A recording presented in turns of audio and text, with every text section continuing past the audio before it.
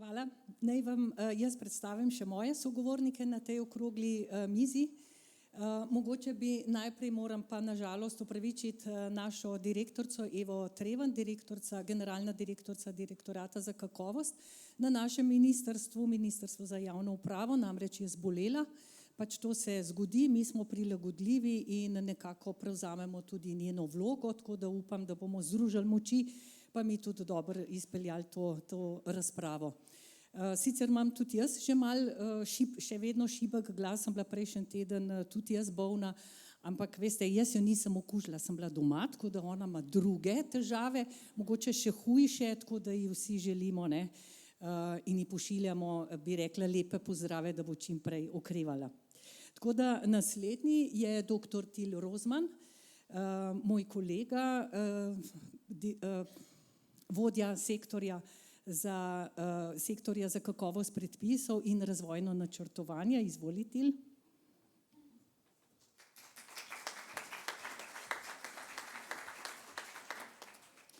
Naslednja je magistrica Tanja Bolte, generalna direktorica Direktorata za okolje iz Ministrstva za okolje, podnebje in energijo. Izvoli. Naslednji naš sogovornik bo Rado Fele, direktor Službe Vlade Republike Slovenije za zakonodajo. Izvoli, Rado. In nazadnje je pa tudi z nami Barbara Dremelj Ribič, namestnica generalne direktorice Statističnega urada Republike Slovenije. Barbara, izvoli. Tako, zdaj smo kompletni. Tako kot je Toni že rekel, malo nas je manj, ne, ker vas je malo mogoče ali nekatere malo odneslo. Mogoče se tudi še lepo konstruktivno od zunaj pogovarjajo, eni se tukaj še pridružujejo. Dajmo izkoristiti mogoče kakšno minutko še za Mentimeter. Smo pripravili eno vprašanje. Sicer, ker vemo, da ste iz različnih organov, občin, upravnih enot, ministrstev in drugih, smo zato malo bolj posplošili to vprašanje. Sicer se navezuje seveda na sodelovanje z javnostjo. Evo, tukaj je naše, se lahko vzamete telefone, se povežete lahko preko QR kode ali pa gor je tudi koda. Vprašanje pa je, kaj je najpogostejši razlog, da ne vključujete različnih deležnikov pri svojem delu. To ne pomeni, da nikoli ne vključujete, ampak takrat, ko ne vključujete ali pa premalo vključujete. In sicer imate vsi različne deležnike, eni pripravljate predpise in pri tem sodelujete z različnimi deležniki, drugi kakšne strategije, eni pripravljate mogoče kakšne dobre storitve za uporabnike, pa z uporabniki sodelujete, tako odgovori so zelo različno, ne. Eno je tudi strah, da mogoče se že naprej bojimo, joj, ta nam bo pa težil, bodo sami konflikti, raj ne.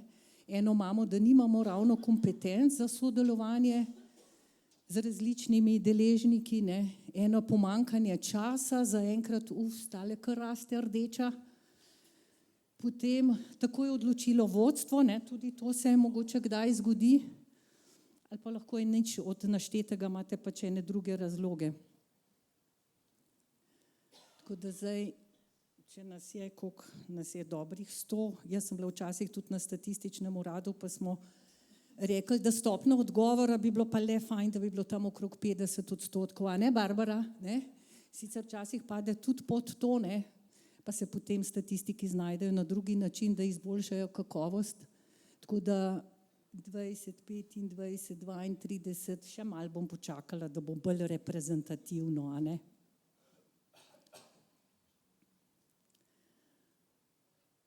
Nič novih ne prihaja.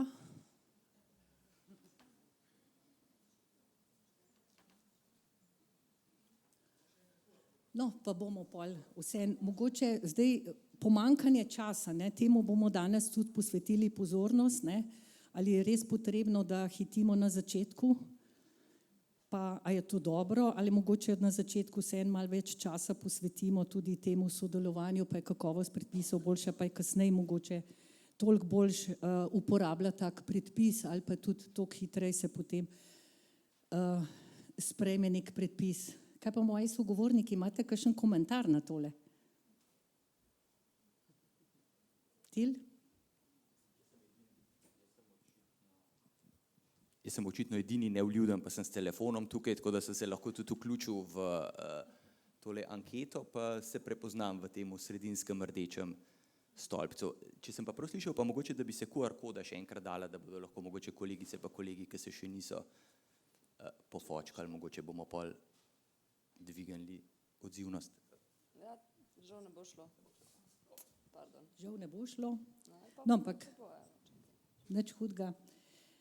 A je še kakšen komentar z naše strani? Če ne, bomo pa potem kasneje, ne, da malo bolj pojasnili, zakaj je to tako pomembno. Zdaj mi pa dovolite še nekaj besed okrog vsebine današnje okrogle mize. Zdaj rekli smo zaupanje, na nek način bomo povezali rezultate zaupanja. Bila je proti koncu lanskega leta izvedena anketa, ne samo v Sloveniji, v 30 državah, izvedel jo je OECD o zaupanju v javne institucije in ena od pomembnih ugotovitev je tudi ta, da ljudje, ki so bolj vključeni ali pa saj imajo občutek, ne, da lahko sodelujejo v procesih odločanja, bolj zaupajo v vlado. To se pravi, je to sodelovanje z javnostmi ni pomembno samo za kakovost predpisov, ampak tudi za zaupanje v javne institucije, še posebej pa v vlado. Zato bomo mi danes razpravljali tukaj o tem, kako sedaj sodelujemo z različnimi strokovno in drugimi javnostmi. Bomo razpravljali tudi o tem, ali imamo ravno kaj novega, smo kaj novega razvili ali pa še bomo v bližnji prihodnosti. Tako da to bo približno ena tema. Druga tema, ki se pa tudi nanaša na to študijo o zaupanju, je pa ta, da se je izkazalo, da ravno odločanje na osnovi dejstev, na osnovi nekih podatkov, argumentov je ključni dejavnik za zaupanje v vlado.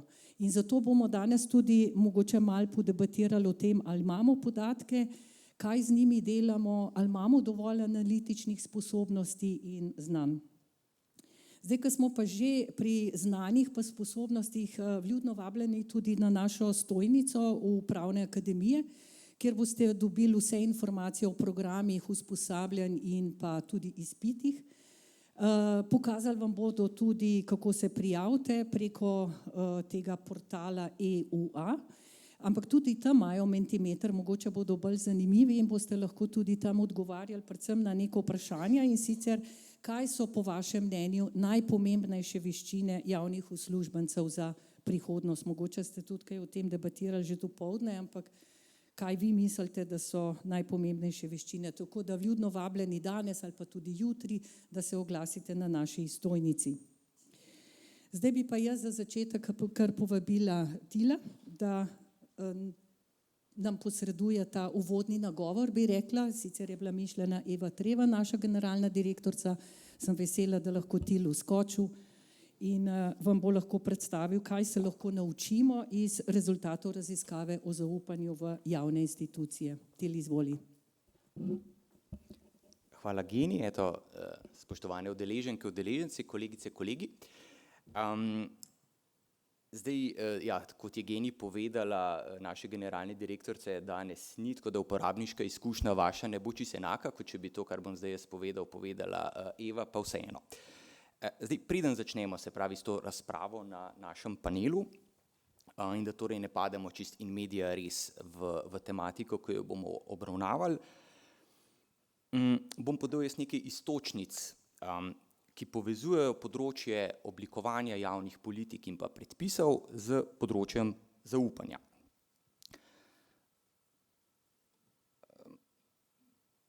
Čakajte, tukaj zdaj. Aha, ja. Verjetno ta. Ok, super.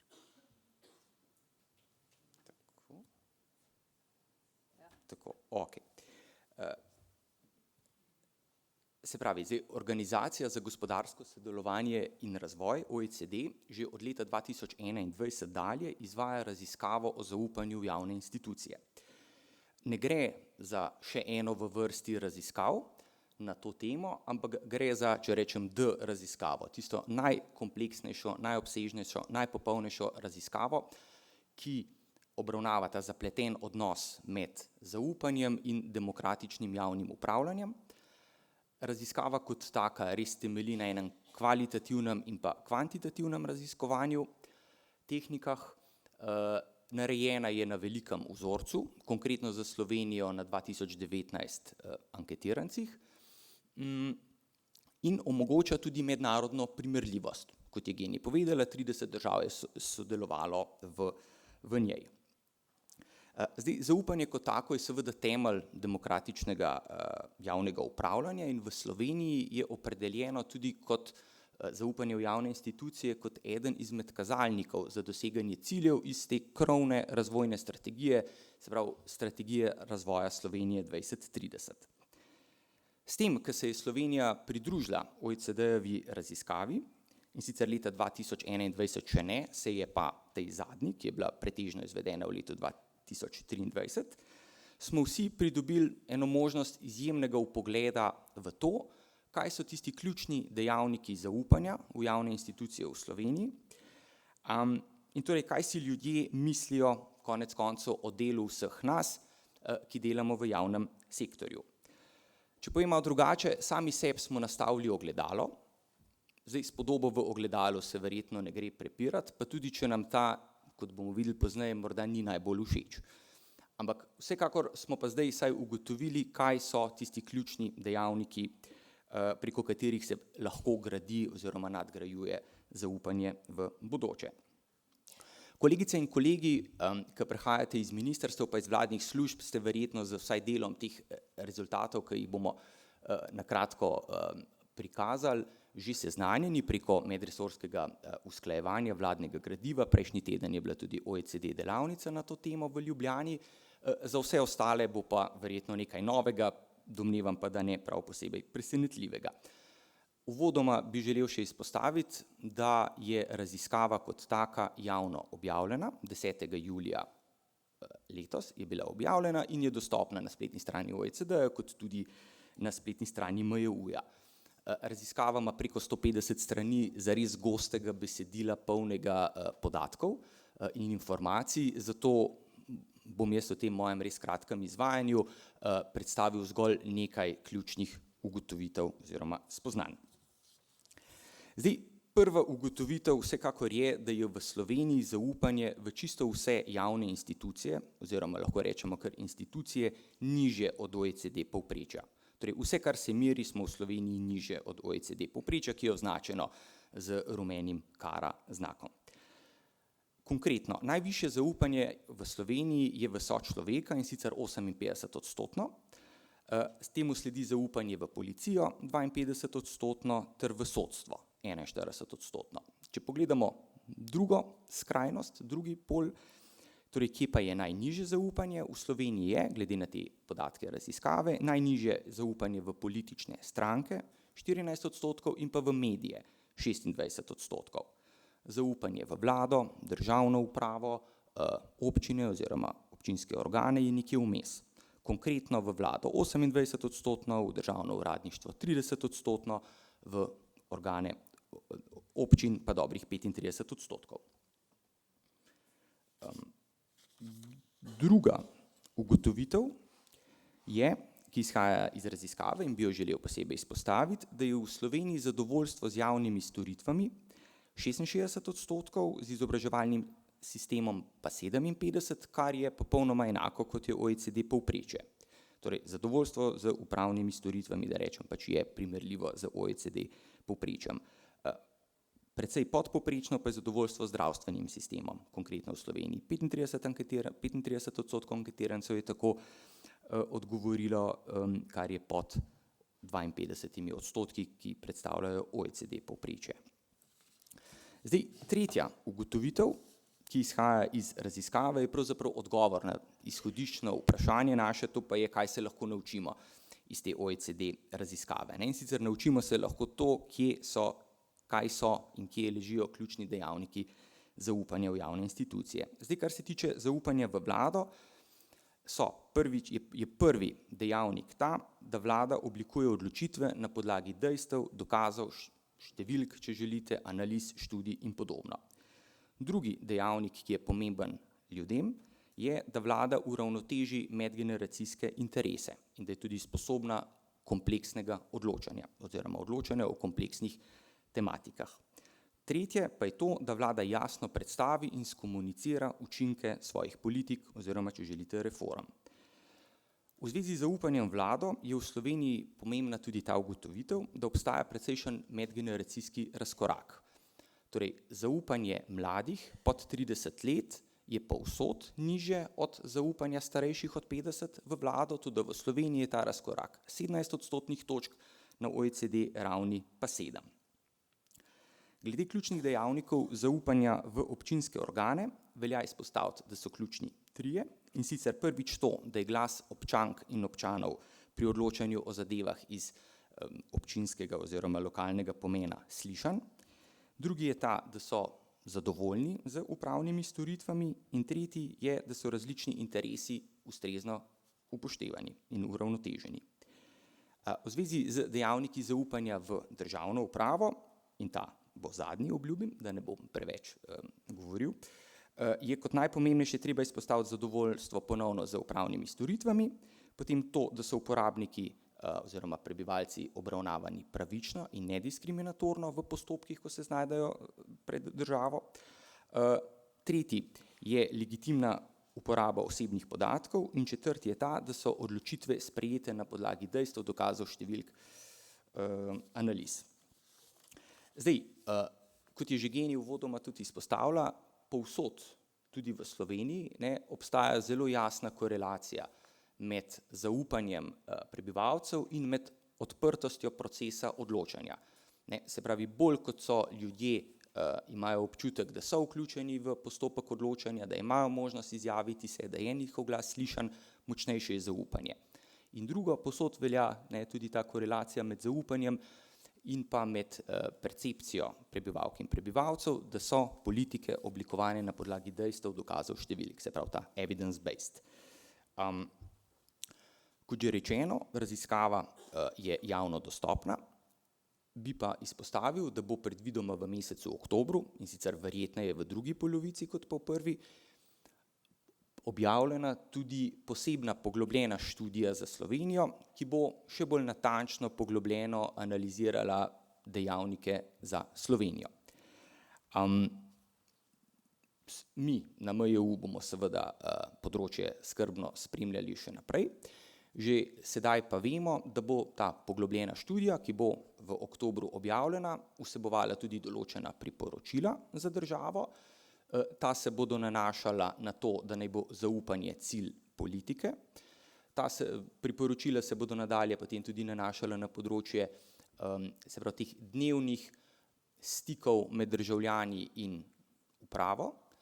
Tretje področje, na katerega se bodo priporočila nanašala, bo kompleksnost odločanja, se pravi okrepiti ta vidik, in pa zadnje in nikakor ne najmanj pomembno, pa bo področje komuniciranja, javnega komuniciranja, se pravi z državljankami in državljani. Toliko mogoče na kratko, pa ti Geni predajam besedo.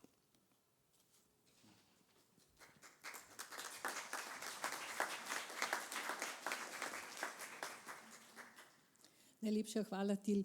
Tako, zdaj smo dobili v pogled v bistvu, da še en argument, zakaj je potrebno se pogovarjati tako o dejstvih, kot pa tudi o sodelovanju z javnostmi. Zdaj mi bomo šli, tukaj bomo razpravljali, ampak seveda na koncu bo čas tudi za vprašanja, ampak ker govorimo ravno o vključevanju, bi radi prakticirali tudi vključevanje v mestu, se pravi, kadarkoli boste vi začutili, da bi lahko nek komentar ali pa mogoče svojo prakso delili z nami, kar bomo mi tukaj gor govorili, lepo prosim, vi se kar javite, ne čakati do konca. Sicer bo pa na koncu vse en čas tudi še za kakšne dodatna vprašanja. Tako da zdaj mogoče začnemo kar na začetku. Jaz imam dostikrat občutek, ko z ljudmi govorim, se malo začudijo, rečejo, kaj pa ima MJU s tem boljšo zakonodajo ali pa s kakovostjo predpisov. Tako da bi mogoče te kar vprašala, mogoče ravno o tem, kaj je vloga MJU pri boljši zakonodaji ali pa ravno pri zauzemanju, da bi bili ti predpisi bolj kakovostni. Hvala, Geni. Zdaj, kaj je vloga Ministrstva za javno upravo?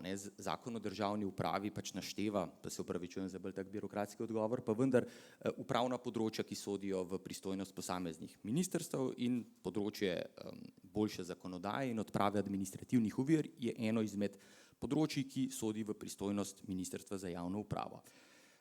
Zdaj, posledično je tudi resolucija o normativni dejavnosti, torej en tak akt, ki vsebuje priporočila, načela, kako oblikovati boljše predpise, tudi se pravi nosilni organ za resolucijo o normativni dejavnosti je Ministrstvo za javno upravo. Zdaj, kaj so boljši predpisi, boljša zakonodaja? To ni samo, dajmo reči, nek filozofski ali pa sociološki pojem, ampak je tudi ali pa zlasti tudi pravni pojem. Tako da boljša zakonodaja, kaj je, opredeljuje tudi že resolucija o normativni dejavnosti, ki določa, da so kakovostni predpisi tisti, ki so pravno pravilni, vsebinsko ustrezni in nomotehnično urejeni. Pač definicija je sicer splošna, lahko predmet različnih interpretacij, pa vendar.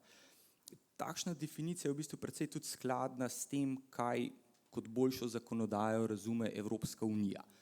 Kajti boljša zakonodaja oziroma better regulation je tudi ena izmed zelo pomembnih politik Evropske unije.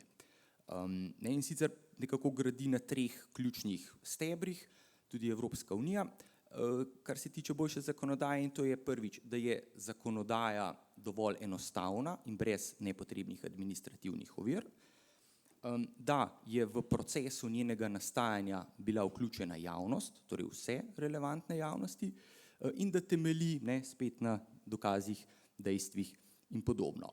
Tako da to je nek okvir, ki je nujen, kako pač moramo razumeti področje boljše zakonodaje. Zdaj, mogoče, kaj je vloga MJU, torej mi si, ko dobimo v medresorsko usklajevanje cirka 500-600 predpisov letno, nadanemo očala oziroma optiko, s katero gledamo predpise z vidika upoštevanja resolucije o normativni dejavnosti, ki posebno pozornost namenja seveda vključevanju javnosti, odpravi administrativnih ovir. Pa če mogoče povem, bi izkoristil priložnost za zgor par enih takih highlightsov resolucije o normativni dejavnosti, ki je iz leta 2009, se pravi relativno stara, takrat mislim, da smo vsi še Nokia imeli, noben ni imel niti še zares pametnega telefona, tako da takrat je nastala ta resolucija, pa je vsaj po mojem mnenju še kako aktualna tudi danes. V oceni oziroma analizi stanja ugotavlja, da se predpisi pripravljajo pod velikim časovnim pritiskom in da to lahko vpliva na njihovo kakovost. Posebno pozornost daje resolucija tudi pomenu vključevanja javnosti. Pravi, da naj bodo vsi osnutki predpisov objavljeni najmanj 30 do 60 dni, razen kadar obstaja zaradi narave stvari pač ni možna javna obravnava. Hkrati, po mojem mnenju zelo pametno opredeljuje tudi, da je seveda sodelovanje javnosti pri pripravi predpisov izjemno pomembno, da pa vendar je to področje, za katerega je odgovorna državna uprava. Torej, s tem, kad ti vključuješ javnosti, tudi strokovne, se ne razbremeniš odgovornosti, da je predpis, ki ga pripraviš, kvaliteten. Torej, posvetovanje javnosti da seveda, ampak ne z vidika prelaganja odgovornosti. Prav tako, kar določa resolucija, pa se mi zdi smiselno izpostaviti, je, da predpise sicer res sprejemajo politični organi, ampak tudi to naj nas ne odvezuje te odgovornosti, da so predpisi pripravljeni in tudi sprejeti po pravilih tiste področne stroke, na katero se predpis nanaša, pa tudi pravne stroke, seveda. In posebno pozornost potem namenja resolucija tudi pomenu priprave ocen učinkov, kakšne učinke bo predpis imel. Tako da, ko dobimo v medresorsko usklajevanje, ne pač predpise, probamo, seveda ne v okviru časa, ki ga imamo na voljo, ta je včasih zelo kratek, pregledati predpise, dati pripombe, zlasti pa konstruktivno seveda sodelovati z resorji, ki so pripravljalci posameznega predpisa. Hvala ti. Mogoče bi jaz dodala še to, kar se veš, najin kolega Slavko Patekar vedno poudarja, da imamo tudi portal, ali kako naj rečem, Stop birokraciji, ne? To, kar si ti rekel, to, če na začetku sodeluješ oziroma pregleduješ predpise, da ne bi po nepotrebne birokratske ovire postavljali, ne, seveda moramo vsi vedeti, da kakšne administrativne zadeve pač morajo biti, ne, ker drugače nimamo nobenega pogleda, ne, ampak če nismo takrat mogoče tako dobri, je pa v redu, ker imamo ta portal Stop birokraciji, kjer lahko kadarkoli 24 ur na dan, 7 dni v tednu, kdorkoli, ne, prijavi ali pa napiše, kaj ga žuli, kaj bi bilo lahko boljše, in potem mi to probamo uskladiti seveda za ministrstvi, ne. Tako da mogoče to se mi zdi zelo dobro, da malo poudarimo, mogoče malo tudi promocije, ne, ker ste zdaj tudi ljudje iz upravnih enot vabljeni na to, da tudi, ne vem, tudi ljudi, ki pridejo k vam, spodbudite k temu, da če jim pa neki žuli in rečejo, da to je pa čisto brezsmiselno ali pa lahko bi bilo malo bolj poenostavljeno, da napišejo na Stop birokraciji in potem se mogoče kaj odvija, se kar dostikrat kaj odvija, ne. Čisto vse pa ne, ne. To tisti, ki pa kdaj rečejo, treba je znižati davke, to ne moreš kar tako, ne. No, tako, hvala ti. Zdaj, da ne bomo samo teoretično razpravljali, ne, tako kot sem prosila Tila, da vseeno da nekam nas v okvir. Z nami je Tanja, ki pa zelo veliko prakticira sodelovanja, saj predvidevam, saj MOPE je res veliko predpisov in tudi zelo kompleksnih pripravlja. Zato, Tanja, kakšne so pa vaše izkušnje in na kakšen način te deležnike, bi rekla, kontaktirate, kako se odzivate, ali pa tudi, kje je kakšen tak izziv ali pa predlog, da bi morali kaj izboljšati? Prosim. Okay, hvala za vprašanje, lep pozdrav tudi v mojem imenu. Dejstvo je takšno, da okoljski predpisi so res predpisi, ki nekako se dotikajo skoraj vsakega izmed nas, ne. Nekako nas dotika hrup, zrak, pač tla, nekako imamo, je tako zelo široka množica ljudi in zdaj bi se mogoče na prvem mestu mogla včasih vprašati, kdo je tista zainteresirana javnost, ne. Nekateri se imajo pač kot civilne iniciative, kot nekako zainteresirane javnost, da sodelujejo in da želijo pač vplivati na predpis tako ali drugače. Drugače pa načeloma se pač držimo, kot je že Til na začetku povedal, seveda 30-dnevne ali 60-dnevne oziroma večdnevne javne obravnave, načeloma temu sledimo. In seveda, ko dobimo pripombe, jih tudi pogledamo, se do njih opredelimo in skušamo vsaj v tem času sedaj, če podamo mogoče včasih predpis v ponovno javno obravnavo, ker se bistveno spremeni, ne, ker dejstvo je, da imamo mi veliko očitkov, da se je predlog nekega predpisa zakona, če hočete, ki je bil v javni obravnavi, bistveno drugačen, kot je bil na koncu sprejet. Kajti gre čez različne postopke, gre prvič čez javnost, ki pač poda določene pripombe in se jih lahko seveda kot resor upošteva, in drugič je še medresorsko usklajevanje, ki je pač tudi eden izmed ključnih dejavnikov, če gre za uredbo, če gre pa za zakon, gremo pa še potem naprej, ne, kjer so tudi možni amandmaji, na koncu zakon ali pa uredba povsem lahko drugačen, kot je bila tista v javni obravnavi. Tako da veliko imamo na ministrstvu teh očitkov, tudi strani služb, kot je Varuh in pa KPK, moram reči, da je bilo veliko dopisov, da je bil pač bistveno drugačen predpis, kot je bil v javni obravnavi. Tako da tukaj se zdaj, ko se soočamo s temi dejstvi, poskušamo nekako tako reševati, da ko javno obravnavo zaključimo, ko pripombe upoštevamo, damo ponovno 14-dnevno javno obravnavo in istočasno medresorsko, tako da nekako vsaj javnost ve, kakšen predpis gre v medresorsko obravnavo. Vprašanje je to najbolj pravilno, ne, bom prosila kolege, da mogoče me tukaj dopolnijo, to je ena stvar. Tako da pač tukaj se soočamo res z veliko, pač bom rekla, izzivi. Druga stvar je pa ta, da nam nekatera javnost želi že sama napisati predpis, ne. Tako da to je pa tudi eno zanimivo dejstvo, da pač se ima kot za neko strokovno javnost, ki pač veliko pusva, no. Ne rečem, ne želim minimizirati, da ne vejo ničesar ali pa ne razpolagajo z nekimi dejstvi, ampak želijo dejansko, ne vem, na področju svetlobe, en primer imamo zdaj, ki se ga obadamo, narediti skoraj temo v naši državi, ne, da pač ne bo nobena stvar več svetla skoraj, ne.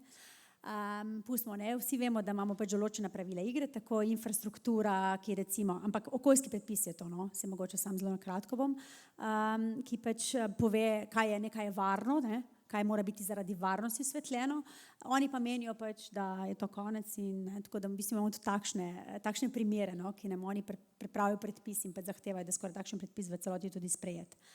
Tako da ja, zato pravim, da imamo zelo različne javnosti, ki pač na tako ali drugačen način želijo sodelovati. Jih pa želimo poslušati in z njimi seveda tudi v času javne obravnave ali pa vsaj po zaključku naredimo seveda tudi določene sestanke, predvsem z različnimi zbornicami ali pa skupnosti občin in tako naprej. No, s temi pač želimo vsekakor voditi nek normalen dialog in nekako tudi po njihovem, bom rekla, po načelu, kaj bi bilo še potrebno predpisati, iz tega, da je predpis potem bolj operativen, da je lažje izvedljiv, seveda se tudi želimo njihove pripombe vključiti in jih seveda tudi upoštevati. Mogoče sem to za prvo debato. Hvala, Tanja. Tako, kot si rekla, ne, vi prakticirate na ta način, da na vsak način saj občutek imamo, da hočete potem nek odziv dati nazaj deležnikom, tisti, ki so dali kakšne pripombe, namreč saj tudi v teoriji je to zelo pomembno, vedno pa je treba nekako na nek način, ne, omenila si pa recimo velike mogoče te zbornice in tako naprej, mogoče pa kdaj so tudi kakšni taki, ki so manjši, ne vem, če ste sposobni potem vsem vse odgovoriti, ne. Ja, mislim, prakticiramo se tudi tako, da ko damo, saj to že nekdaj bilo, ne, ko je pač predpis sprejet, je bilo potrebno tudi zraven predložiti vse pripombe, bom rekla, ki so bile pač dane v javni obravnavi in nekako kakšna je bila opredelitev do njih, saj vedno smo se tako na ministrstvu držali. Potem s temi, ko so se spletne strani javne uprave, državne uprave pač nekoliko spremenile, je to ovira postala, saj tako smo pač mi obveščeni, ampak želimo to dajemo sedaj saj na e-demokracijo, bom rekla, ne, da nekako javnost ve, ne, ker je pač to res, ne, in če dobiš ti 400 pripomb, 500 pripomb, ko en zakon delaš, je težko vsem odgovoriti pisno na njihov dopis, ne. Ampak javnost, če da pripombe, in jaz se to strinjam, ne, seveda mora biti tudi obveščena nekako, kaj je bilo upoštevano in kaj ne, zakaj ne, kakšen je bil razlog, ne, dobiti je potrebno en argument, ker mogoče potem tudi drugače razmišljaš, ja, mogoče pa resnično je tukaj nekaj narobe, podkrepi s kakšnimi podatki. Tako da poskušamo nekako ta odziv dati, seveda pa ne moreš vsakem najmanjši, mislim pač vsaki osebi, se opravičujem, ga poklicati na sestanek in mu to obrazlagati, ne. Poskušamo pa nekako s tem, bom rekla, s temi odzivom na nekako preko e-demokracije sedaj podati pač odgovor celotni javnosti, ki podala pač, bom rekla takrat, vsem deležnikom, no, ki so podali takrat pač pripombe na določen predpis, zakon ali uredbo. Super, ko si že omenila e-demokracijo, nekaj slišimo, da se tudi veliko, bi rekla, prenavljajo te, kako naj rečem, aplikacije ali pa te aplikativne podpore za pripravo predpisov, tako da rado mogoče, če postrežeš tudi s tem, kaj se spreminja, kaj je že na voljo, kaj še bo mogoče, ampak po mojem bo sigurno ti rekel, da same aplikacije ne bodo rešile boljših predpisov, tako da lahko daš tudi mogoče tvoje videnje, kaj misliš, kje je problem ali pa kje je izziv te boljše zakonodaje v Sloveniji. A se slišimo se. Hvala za ta vprašanje in izzive. Ja, točno to, Geni, zdaj si mi vzela ta glavni poudarek. Aplikacije seveda ne bodo rešile sveta, so pa lahko velik pripomoček pri temu, da se lahko strokovni delavci, ki pripravljajo predpise in tukaj, kot je že Til prej povedal, kaj je tista maksima boljših predpisov, to, da rabimo in vsebinskega strokovnjaka za področje in pravnika redaktorja, pa nomotehnika, pa še nekoga, ki seveda dobro jezik obvlada, ker mislim, da tudi to je ponekod pri določenih sodelavcih ali pa na ministrstvih problem. Torej vse skupaj to včasih tudi težko dobiti v eni osebi. In kaj želim povedati? Te aplikacije, kakršnekoli že bodo seveda omogočile tem ljudem, da bodo se res posvetili svojemu tistemu delu, ki naj ga na ministrstvu opravijo. Zdaj se bom prišel tudi do tega vprašanja glede sodelovanja z javnostjo in pogostnosti objavljanja in odzivanja na njihove predloge in pripombe. Jaz sicer mislim, da je mogoče problem že na samem začetku. Zdaj, če bi imeli ves čas eno tekoče sodelovanje z javnostjo, sprejemanje ves čas predlogov, problemov, ki nastajajo v družbi, pa ne samo od javnosti, seveda mora uprava tudi sama spremljati in prek inšpekcijskih služb in na druge načine, kaj se v družbi dogaja, bi potem seveda tukaj imeli v enem delu seveda veliko strokovno znanje in seveda vprašanje, kaj moramo v družbi urediti, da bodo stvari boljše. Potem seveda imamo vsake 4 leta volitve, pridejo, lahko rečemo, novi obrazi na ministrstva in seveda pripeljejo tudi svoje ideje. In potem je predvideno v poslovniku vlade program dela vlade in načrt normativne dejavnosti in na koncu je dolgo časa trajalo, da vlada sprejme načrt, ki ima preprosto naštete zakone, ki jih bo spreminjala v naslednjem letu. Torej, brez kakršnekoli vsebine, ciljev, kaj se želi doseči in ti cilji, ki bi bili seveda politično sprejemljivi in na drugi strani strokovno podprti in prediskutirani že znotraj ministrstev, to bi bil tisti začetek, s katerim bi potem bilo nujno ves čas komunicirati z javnostjo. Tako pa se včasih, se mi zdi, želi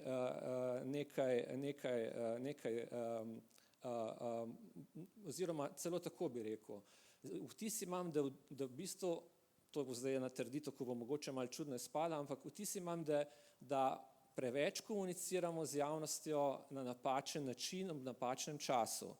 Ko sem bil nekaj časa na Ministrstvu za pravosodje, sem dejansko svoj ves reden delovni čas porabil za to, da smo odgovarjali na novinarska vprašanja, na poslanska vprašanja, na zahteve za informacije javnega značaja, pripravljali ministre, ministrico za novinarske konference.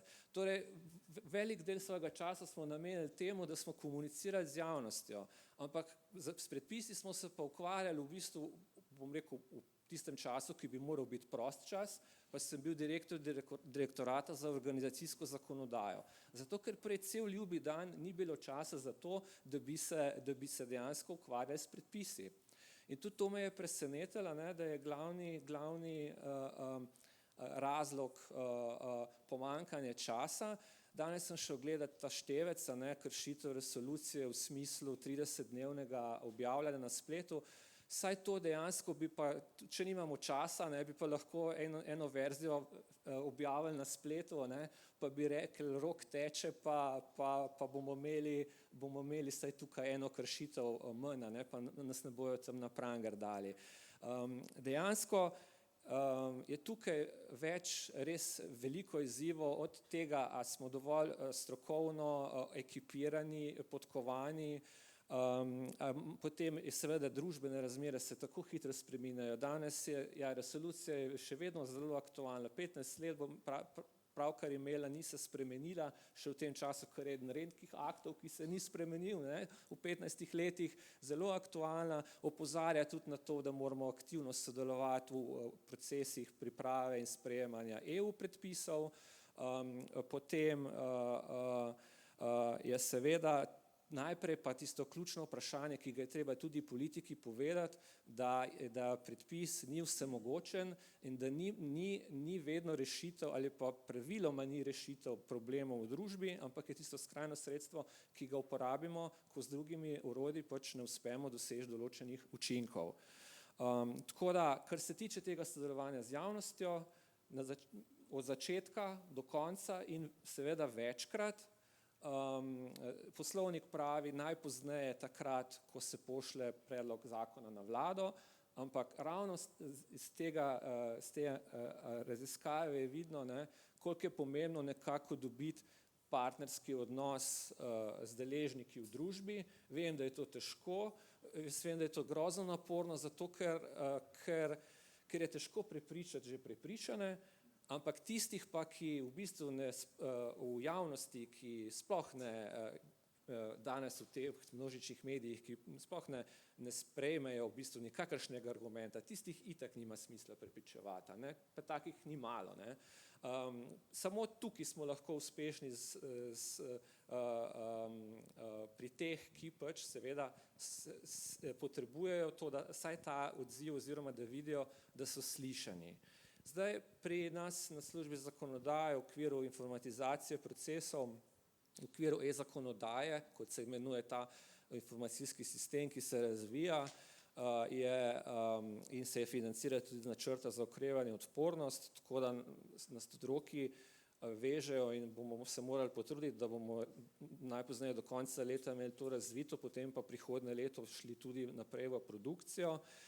Je predvideno, da bi v okviru prav na PISRS, torej prek PISRS-ja pripeljali noter na eni strani komentiranje veljavnih predpisov, torej vseh tistih, ki so v uradnem listu in veljajo, ampak to ne na tak način, kot je danes predvideno, oziroma za te predpise sploh ni predvideno, ampak za predpise, ki jih pripravljate, je predvideno tako, da v bistvu se lahko da samo pripomba na celoten predpis. Po novem je tudi tako za tiste veljavne in tako za tiste, ki se pripravljajo, predvideno, da se bodo lahko komentirali posamični členi in potem tudi pač še enkrat v pomoč vsem pripravljalcem, da bodo lahko izbrali in sortirali vse pripombe po tistih, ki so jih dali, po vsebini, po členih, po datumu prejema in potem želimo tudi omogočiti že tudi ene tipske odgovore, ki jih bi bilo treba samo dopolniti z vsebino, ampak dejansko, da bi res se lahko posvetili vsebini, ne pa tudi formalnostim pri pripravi predpisov. Toliko, no. Se pravi, ko pripravljaš predpis, verjetno bilo zelo odlično, če bi lahko mi izhodišča pripravili, če bi imeli vsi dovolj časa, ministrstva, da bi rekli, ok, v tem letu pripravljamo ta zakonodajo, te uredbe, izhodišča bo sledeča, dajte najprej pripombe na izhodišča in potem bi se tukaj naprej pogovarjali, ne. To bi verjetno bilo odlično, ne, če bi imeli vsi dovolj časa, pa tako, ko je pač omenil, vemo, da je to naporno, ampak verjetno bi se mogla tudi državna uprava ali pa vsi, ki pač pripravljamo te predpise, tudi to ali naučiti, priučiti, pustimo, pa to neke vrste komuniciranje, ne. To je pač ena posebna naloga, verjetno, ki pač moramo tudi znotraj in verjetno in ne posvečamo sedaj dovolj pozornosti, no. Tako da jaz se to strinjam, čeprav, ne, saj z našega ministrstva skušamo na vseh javnih dogodkih in tako naprej se pogovarjati o tem, predstavljati zakonodajo in povedati, kaj je ključno, kaj so cilji, kaj so nameni sprememb, česarkoli.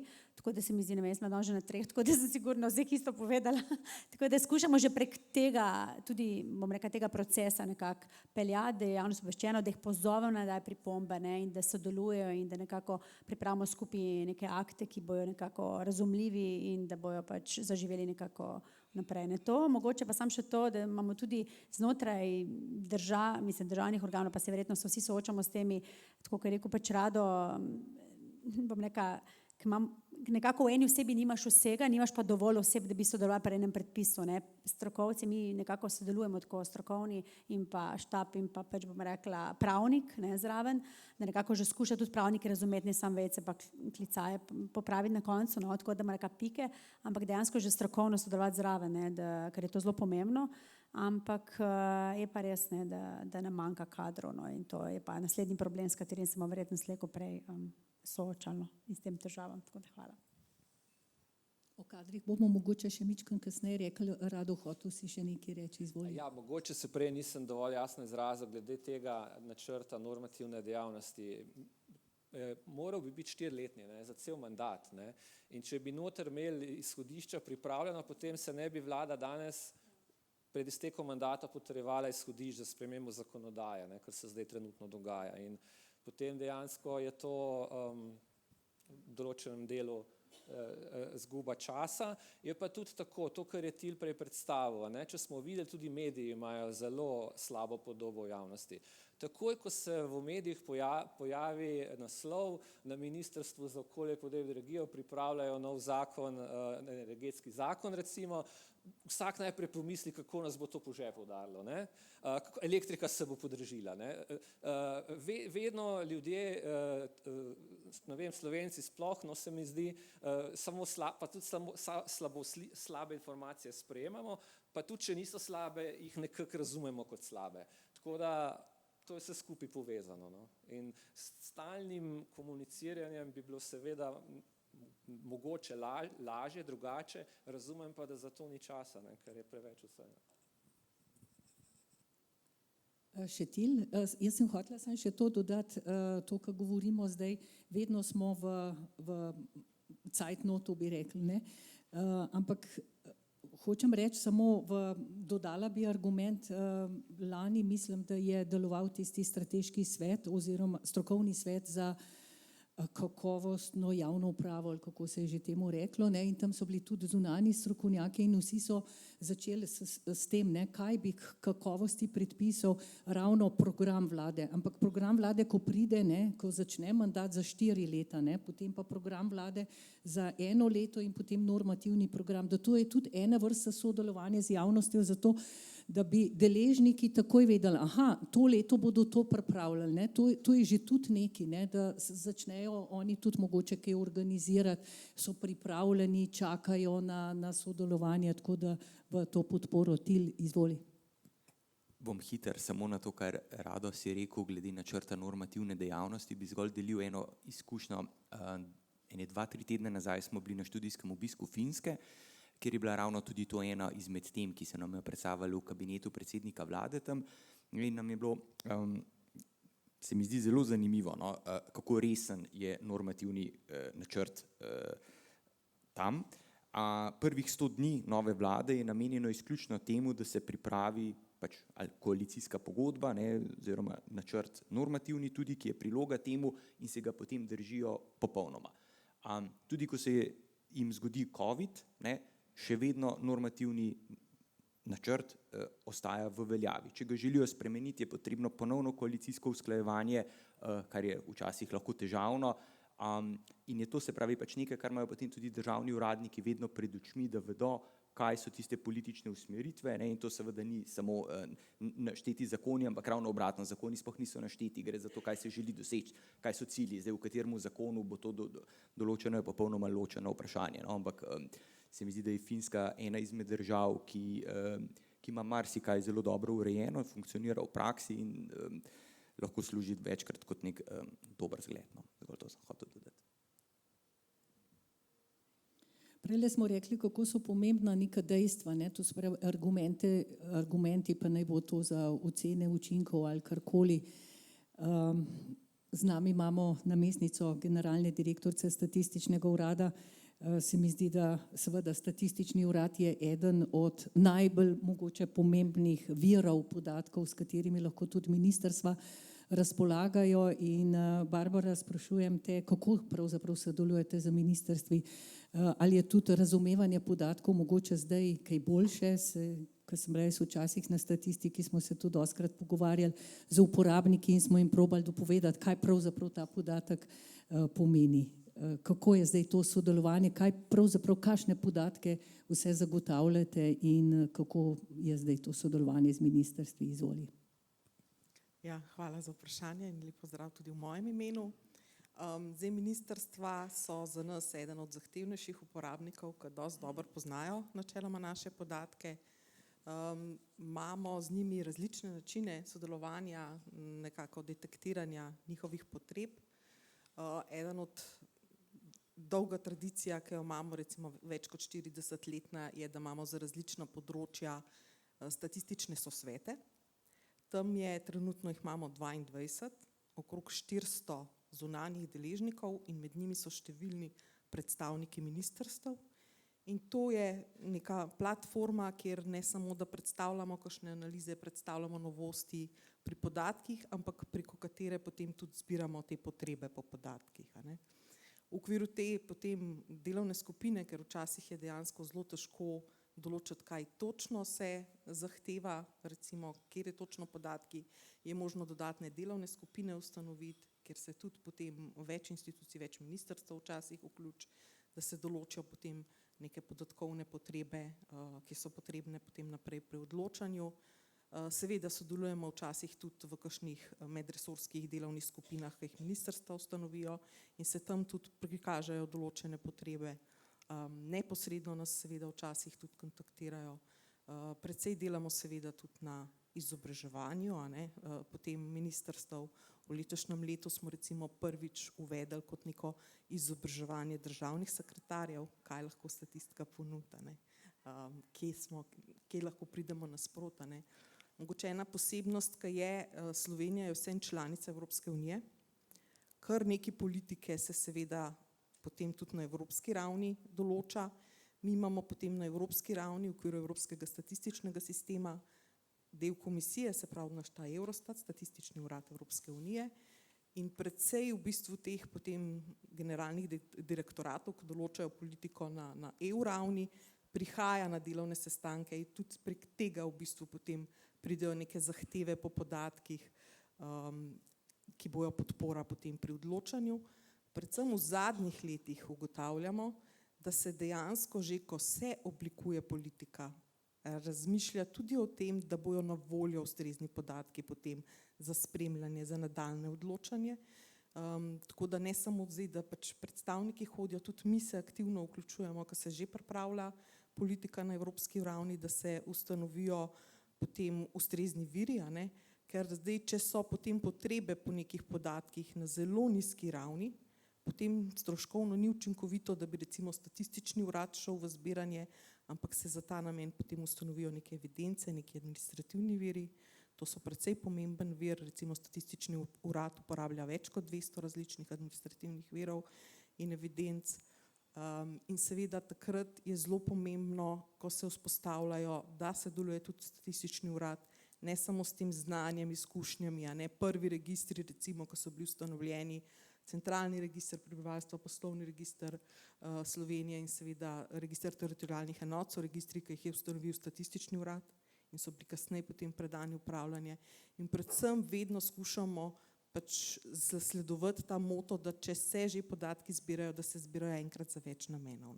To je nekaj zelo pomembno, kar izpostavljamo tudi, seveda statistični urad je tudi član odbora za gospodarstvo in tudi tam bdimo nad novimi potrebami in podatki in tudi tam izpostavljamo ta enkrat za večkratno ta namen.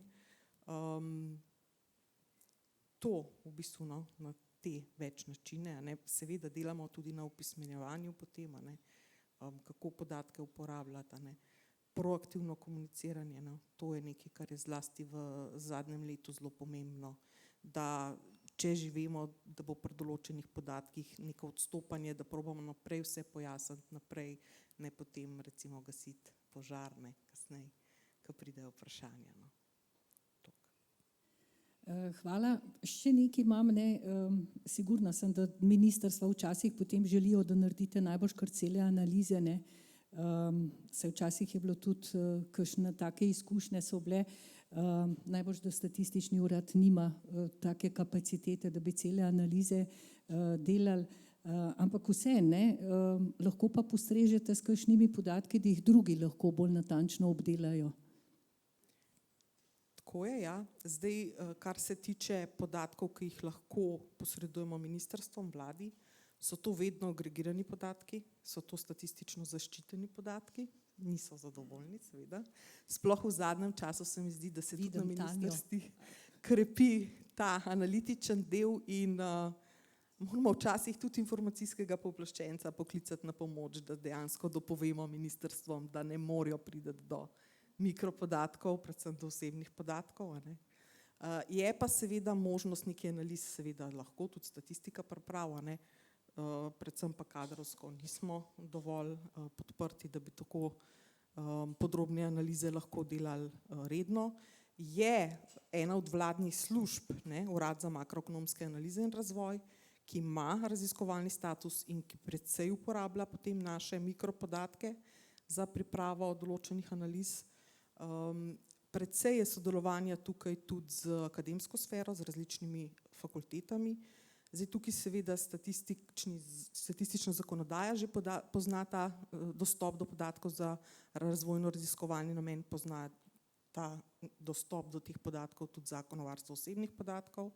So pa tukaj vse neka stroga pravila, ne. To so neke registrirane raziskovalne inštitucije, te dobijo mikropodatke, sklene se potem z njimi pogodba, kjer se točno opredeli namen, opredelijo se spremenljivke.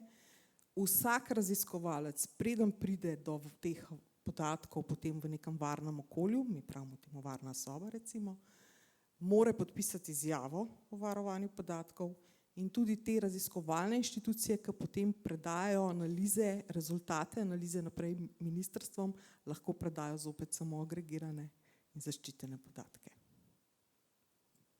Hvala. Tanja, kako se pa vi potem znajdete, ko pač, če agregiran podatek ne pove dovolj, ne, katere inštitucije potem kontaktirate, ali imate mogoče tudi kakšno prav, kako bi rekla, analitski oddelek, ne, včasih smo tudi o tem govorili, pa mogoče si prejle že malo namignila, ne, da je kader problem, ne, eni so pravniki, drugi so analitiki, ekonomisti, okoljevarstveniki, ali analitične zmožnosti so na ministrstvi ali pa predvsem na vašem ministrstvu?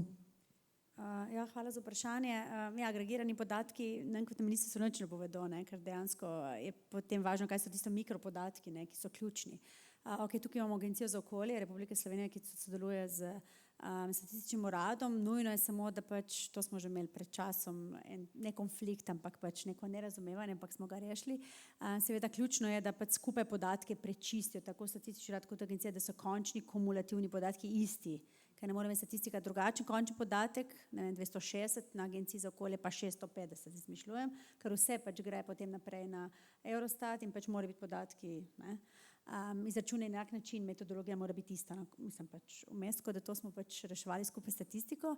Mislim, ključno je, da imamo pač podatke, ker brez tega ne moramo delati strategije, to je dejstvo in tako, ko sta pač oba moja sogovornika povedala, so potem lahko neke zadeve, uredbe, zakoni pisani na pamet, ne. Seveda zato imamo pač agencijo, ki zbira podatke in pač ki na osnovi podatkov nam poskuša tudi nekako narediti analize. Vedno je tega premalo, bom rekla, ne, vedno bi si želeli več, bi tudi agencija več delala analiz vsega, ki bi bila pomoč ministrstvu kot takem pri pripravi vseh strateških dokumentov.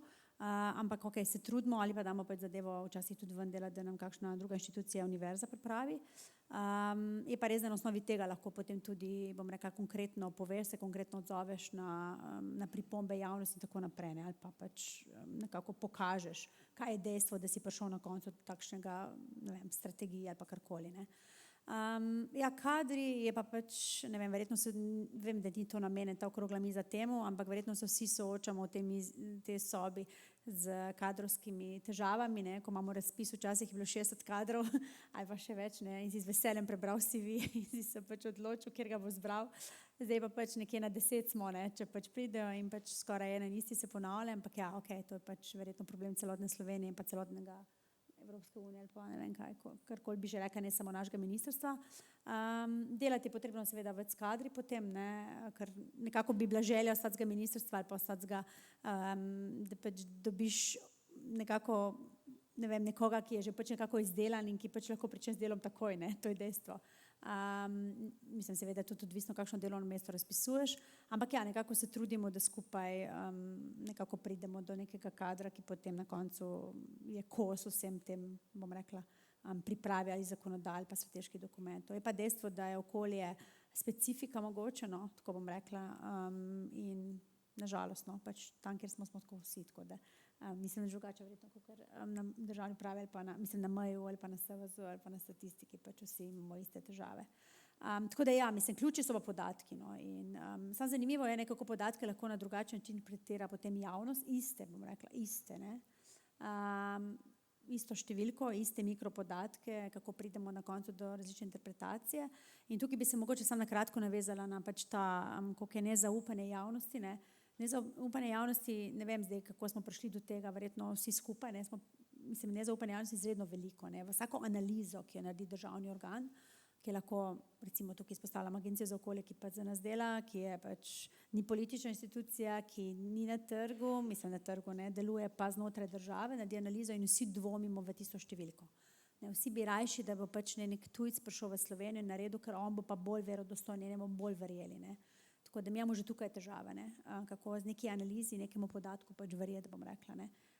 Posod je ta strah ali pa to nezaupanje, da se podatki prirejajo zadnji, da tudi država že to dela, ne samo tisti, ki pač merijo kakšne stvari, ampak da država to mera, da se pač podatki prirejajo in da se pač naredi tako, da ni nobenih, kaj naj rečem, preseganj, tveganj za okolje in tako naprej. Ne. Tako da tukaj imamo že ta nivo, se mi zdi, tukaj je zelo veliko nezaupanje, zelo velike težave, saj mi opažamo tako z nevladnim sektorjem, s civilnimi iniciativami, pač ta del, bom rekla, no, glede na podatke, imamo velike težave vsi skupaj. Tako da to bi mogli tudi vsi skupaj malo ta zaupanje pridobiti nazaj, ne vem kako, ne, se vsi trudimo, ampak verjetno je to res na nekem minimumu zdaj.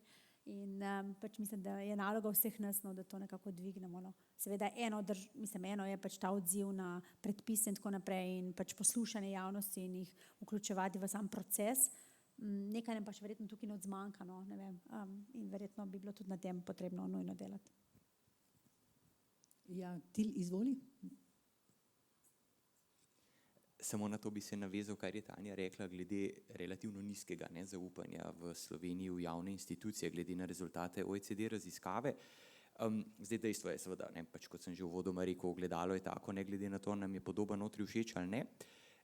Je pa verjetno dejstvo tudi, da ko ljudi vprašaš, kako se počutijo, kaj oni sami zaznavajo, je tukaj tudi nek element enega nacionalnega karakterja, ne, da pač zdaj so gotovo družbe, ki so bolj samozavestne in so družbe, ki so bolj pesimistične in pač nekako nižjo samozavest ali pa stopnjo zaupanja že v osnovi, kar seveda zdaj ni nek apologetski pristop k pojasnjevanju rezultatov, kakršni so, ampak zgolj dejstvo, da ne, se zdi, da v Sloveniji vendarle smo bolj nagnjeni k temu, da nimamo v osnovi enega močnega zaupanja. Tudi recimo, ne, kar smo z OECD-jem precej skušali bi rekel, dopolnjevati to raziskavo, ki je, da ko ljudi vprašaš, ne vem, ne, ko merijo recimo ne, pri koruptivnosti, ne, se pravi, koliko se vam zdi verjetno, da bo uradnik od vas zahteval podkupnino. In v Sloveniji recimo je to relativno visok delež tistih, ki mislijo, da so nekateri uradniki pač podkupljivi. Ne? Ampak ko to primerjaš pa z nekimi podatki, ki izhajajo, ne, se pravi, koliko pa je prijav ali pa obsodb ali pa kako pa se Slovenija uvršča, a ne, po raziskavah, ki merijo ravno koruptivnost, pa vidimo, da smo ponekod še bistveno boljši od marsikatere druge države. Tako da je vsekakor razkorak med tem, kaj ljudje zaznavajo pa čutijo, ne, pa ne polemiziram zdaj, aj prav, da zaznavajo pa čutijo to, kar čutijo, seveda je prav, pa med pač tem, kako pa nekaj je oprijemljivo in v resnici. Ne. Mogoče je tudi to glede samega zaupanja v statistike. Ne, je bilo zanimivo ravno na tej delavnici prejšnji teden v Ljubljani, ki jo je OECD organiziral, ne, ker je spet, da zaupanje v vladne statistike v Sloveniji glede na to raziskavo je nizko. Ne, hkrati pa se statistični urad po vseh pač mednarodnih lestvicah uvršča med top performerje, med 5-6 najboljših statističnih uradov pač na svetu. Ne, in zdaj, kako zdaj to skupaj združiti? Ne? To so pač tudi neke stvari, ki jih zdaj raziskava kot taka ne pojasnjuje, ampak je pa gotovo še nekaj manevrskega prostora za nadaljne raziskovanje v to smer. No. Jaz bi samo dodala, da je vsekakor, vedno smo rekli, da so pomembni objektivni podatki, pa tudi subjektivni. Ne. In pač, če vidimo, tako kot je Tanja rekla, nekaj je na tem, ljudje ne zaupajo, niti podatkom ne zaupajo in pred nami je velik izziv, ne, kako dobiti to nazaj zaupanje. Mogoče tudi preko medijev, ampak bo treba zgledati tudi mediji imajo težavo z zaupanjem, je prej Til pokazal zelo slabo zaupanje v medije. No, ko smo se že dotaknili Til državne statistike, pa mogoče dam priložnosti Barbari, da pojasni, kakšno je zaupanje v SURS in nasploh državno statistiko. Ja, hvala. Zdaj, zaupanje je pač precej ključen dejavnik, ko govorimo o državni statistiki. Državna statistika ima srednjeročni program, to je 5-letni program, kjer imamo 4 strateške cilje, in eden od teh 4 strateških ciljev je zaupanje v državno statistiko. Tako da to je element, ki mi že dolgo časa gradimo na njem.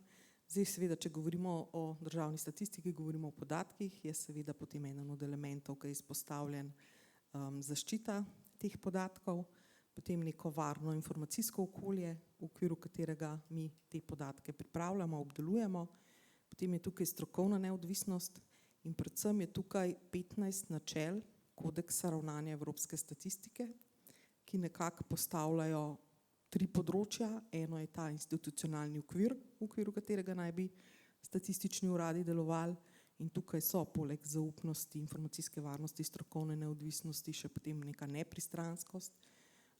Potem je to pač sama ta statistični proces, kjer je pomembno, da so metodologije dobre, da so procesi dobri, da ne obremenjujemo preveč poročevalskih enot, tudi stroškovna učinkovitost je pomembna. In potem so seveda statistični rezultati, kjer so načela, kot so pravočasnost, dostopnost, jasnost naših informacij. In to je nek okvir, s katerim mi gradimo zaupanje v državno statistiko in ni postavljen samo kot okvir, ampak so vsi statistični uradi Evropske unije vsake 3 leta podvrženi potem neodvisnim preglednikom, ki dejansko pregledujejo, kako statistični uradi delujejo potem po teh načelih. Te potem rezultate se seveda javno objavi, na podlagi tega so potem neka priporočila, na podlagi tega mi pripravimo nek akcijski načrt. To je ena od teh zadev, ki recimo krepi potem neko zaupanje, tako kot je bilo že omenjen, Svetovna banka tudi objavlja indeks, performance index, indicator, se pravi nek indeks delovanja statističnih uradov, in ja, tam smo 6. po zadnjih podatkih, za Finsko, Norveško, Kanado, Nizozemsko in pa ZDA, to so vsi precej večji statistični uradi, no, tako da tukaj se res dobro uvrščamo. In nenazadnje tudi statistični urad vsako leto v novembra izvede anketo o zadovoljstvu uporabnikov, se pravi vse uporabnike, ki pridejo na našo spletno stran, povabimo in jih sprašujemo, kako so zadovoljni, in imamo prav 2 posebej vprašanja. Eno je vprašanje, kako zaupajo prav statističnemu uradu, in drugo je, kako zaupajo podatkom, ki jih objavlja statistični urad. In med temi našimi uporabniki je potem na lestvici od 1, kjer popolnoma ne zaupajo, do 10, kjer je popolno zaupanje. Ta ocena bila zdaj v lanskem letu 8,5 za oba. Tako da predvsem nas veseli, da tisti uporabniki, ki nas vsakodnevno uporabljajo, ki nas precej poznajo, nas dosti dobro ocenjujejo. Je pa drugače bilo, kar se zaupanja tiče, zdaj na dnevih slovenske uprave, ki so bili začetek septembra, lepo rečeno, da zaupanje je plaha ptica, ki se hitro prestraši. Se pravi, zaupanje dolgo gradimo, ga lahko pa zelo hitro izgubimo. Tako da v okviru tega se mi zdi zelo pomembno neka transparentno delovanje, ne samo, da mi objavimo podatke, mi objavimo potem tudi podatke v podatkih. Se pravi, objavimo neka metodološka pojasnila, kjer pojasnimo, kaj smo vzeli kot vir, kaj smo s temi podatki delali, a smo izločili kakšne vplive sezone in podobno. Objavimo dodatno potem tudi kazalnike kakovosti teh podatkov kot neko dodatno informacijo, in na ta način v bistvu tudi potem gradimo zaupanje. Komuniciranje je bilo že izpostavljeno, to je tudi zelo pomembno, proaktivno, kar ugotavljamo. Mi ugotavljamo več je več, več informacij da damo, in predvsem, da to zaupanje ni nekaj, kar je samo na neki strateški ravni, ampak mi gradimo potem to zavedanje znotraj urada, da vsak zaposleni prispeva k temu zaupanju. Hvala, Barbara. Gremo še malo nazaj na sodelovanje z javnostmi. Zdaj prej smo govorili, kdaj, in Rado je že rekel, da v bistvu včasih, kaj si že rekel, da preveč sodelujemo pa ob nepravem času. Zdaj mogoče za tile vprašanje, vse več se govori o tem, in smo tudi danes že, da je treba čim prej začeti z javnostjo sodelovati, da čim prej ta korak do njih naredimo in na Ministrstvu za javno upravo smo začeli en projekt Stičišče za oblikovanje politik. Kaj je namen točno tega? Imamo že prve izkušnje, ne? Sicer bo projekt trajal do leta 2029, tako da že lahko kar kakšne premike naredimo. Izvolite. Hvala, Geni.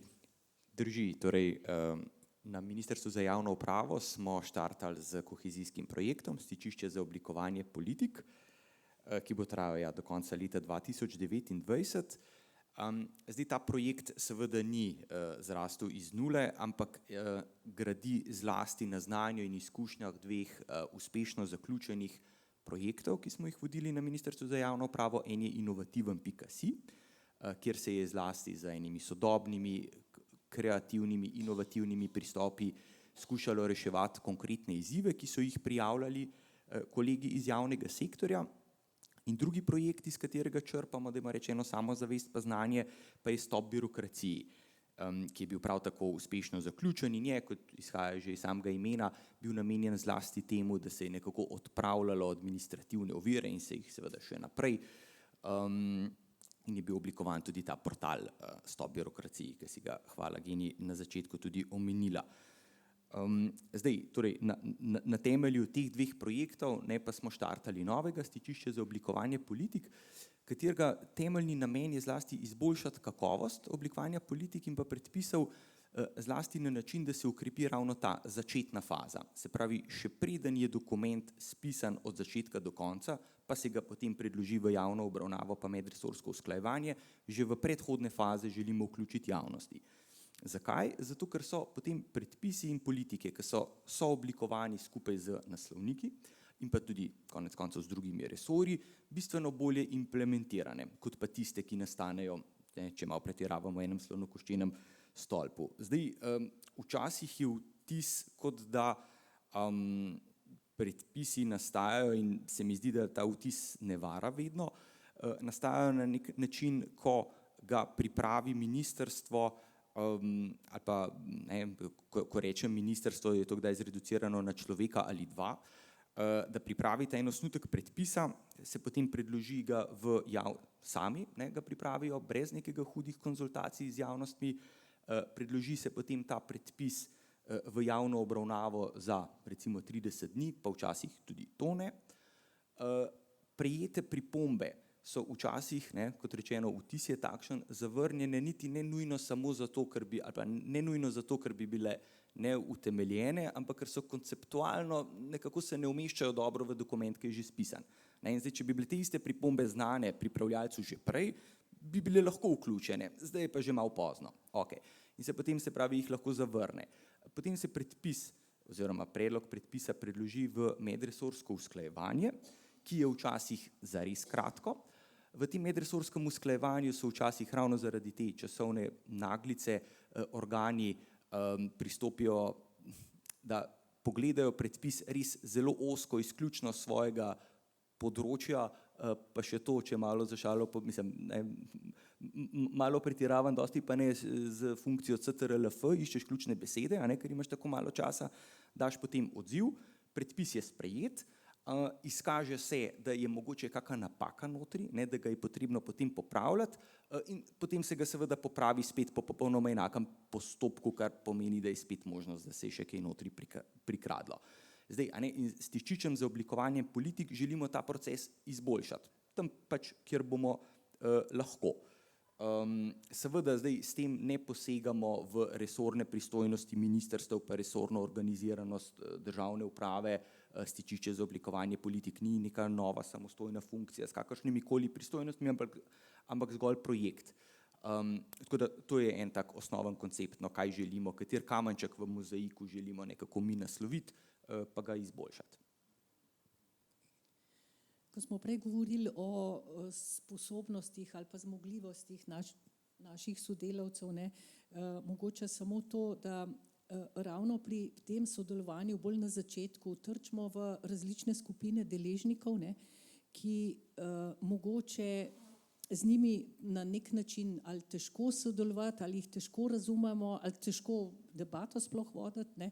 In recimo tudi to, mogoče nam bo uspelo, ne, da bi zaposlili tudi kakšne posebne profile, ne, to se pravi ne samo pravnike ali pa neke take strokovnjake, ampak recimo facilitatorje ali pa neke druge profile, ki mogoče malo lažje sodelujejo in da potem so nek, kako bi rekla, transformator od teh ljudi do nas, do odločevalcev. Tanja, mogoče imaš ti tudi kakšne izkušnje, kakšni so pa potem, recimo, a imajo znanje te deležniki bi rekla, ne bom rekla glih o pripravi predpisov, ampak mogoče včasih imajo res čist napačne predstave, kaj se lahko vse v zakon ali pa v pravilnik da in potem imamo tudi težave. Bi mogoče morali tudi te deležnike nekako usposabljati, ne samo javne uslužbence pa nomotehniko pa to. Mislim, ja, seveda, mi se soočamo tudi s temi težavami, bom rekla, da, ne vem, če tukaj rečem, vprašanje, koliko so neki nevladni sektorji pa civilne iniciative, bom rekla, velike, koliko ljudi zaposlujejo oziroma kakšno strukturo imajo, ne. Seveda so eni zelo na nivoju in pač podajo pripombe zelo korektne, drugi pa pač ne vedo, ne, ali pa nimajo tega znanja in izkušenj, kaj dejansko v nek zakon, uredbo, in imamo že tukaj pač težave s tem razumevanjem, ne. Mislim, se ne rečem, da že znotraj, bom rekla, resorjev pa med inšpektorji pa tako nimamo težave, ne, ker se pač bi moglo kar vse napisati in jaz ne vem, se strinjam, ker prej je bilo, mislim, da je Rado rekel, ne, da zakon tudi ne more v zakonu vse pisati, ne, in da tudi politika, tako je bilo pač izpostavljeno, včasih ne, že z tega namena, ker pride v zakon, je potem težko implementirati, ne. Mi recimo imamo zdaj en zakon o varstvu okolja ZVO-2, kjer je bilo pač, bom rekla, politično strani nevladnih organizacij, 8. marec, ne, sej pač nima veze, ampak mi ne znamo podzakonskih aktov napisati. Mislim, velike težave imamo, ne, kaj dejansko narediti zdaj noter, ker zakon ti da osnovo, pove, ampak sedaj v podzakonskih aktih si pa vsak drugače misli, kajti jaz ne vem, kaj bi pripravljavec mislil, ne. Mislim, približno vemo, ne, ampak zelo težko ujamemo zdaj tisti moment, tako da pač tudi takšne težave imamo, ne, ampak okay, ja, drugače pa se strinjam s tem, da verjetno bi bilo tudi to, da bi se pač, mislim, javnost, zdaj vprašanje, kdo je ta javnost, ne moramo vsakega posameznika, mogoče neke združbe, neke, ne vem, nevladne organizacije, karkoli večje, manjše, bi pa verjetno lahko tudi tukaj se kaj usposabljali ali pa usposobile za to, kaj dejansko v predpis lahko gre in kaj ne gre, ne, ker imamo tukaj tudi včasih veliko težav, ne, potem smo včasih kakšni moderatorji oziroma ne, mediatorji med enim in drugim, kaj je, pa kaj ne, ampak tudi to je pač del procesa, verjetno, ki ga pač moramo peljati, ne, in pač z primerno razlago obrazložiti stvari, ne. Prav, jaz nisem dobila nobenega signala, da kakšen hoče kakšen komentar dati, mogoče bo kakšno vprašanje. Sicer vem, da je veliko od vas tudi iz občin pa upravnih enot, mogoče je bila kakšna zadeva malo manj zanimiva za vas, ampak bom malo počakala.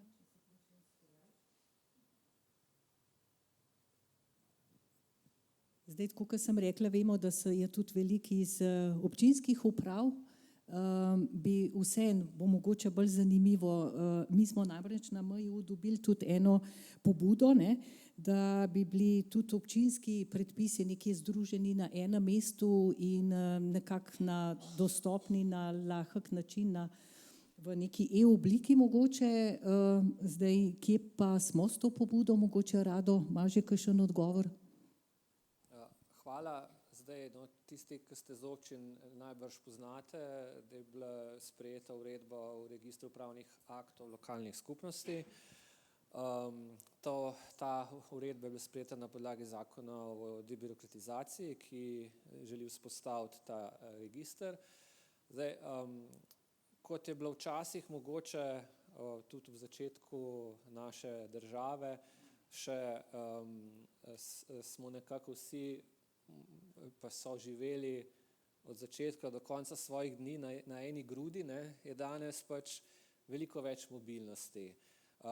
In vsak izmed nas prihaja v stik z lokalnimi pravnimi redi različnih samoupravnih lokalnih skupnosti, lahko celo vsakodnevno. Že to, ko se peljemo nekam drugam delati, tisti, ki imate otroke, imate lahko v šoli v drugi občini, imate vikend nekje drugje, v tretji občini, pa ne veste, kako vam obračunavajo kanalščino in tako naprej. Pač precej bolj kompleksno je ratalo to poznavanje lokalnih pravnih redov za posameznika.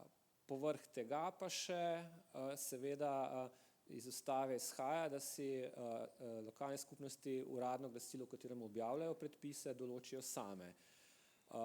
To zdaj pomeni lahko, da tudi niti tega ni na spletu, ne, da se pač ne moramo pozanimati, kaj v eni občini velja, ali pa niso zadnje verzije objavljene, čeprav je tudi med tem bil sprejet zakon o dostopu do informacij javnega značaja, pa uredba, ki nalaga, da se prečiščena besedila pripravljajo, ampak je to v določenih občinah, verjamem, ker je tudi spet smo problem pri kadrih, pač majhne občine imajo verjetno tukaj še večjo težavo, pač to še eno dodatno delo, ki ga mora nekdo opraviti.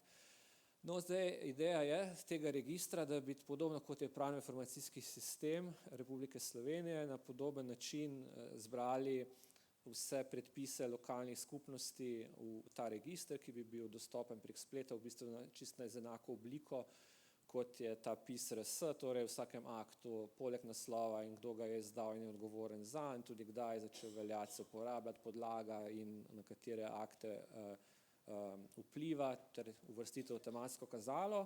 In to je pač predvideno, da bi prihodnje poletje bil ta register vzpostavljen.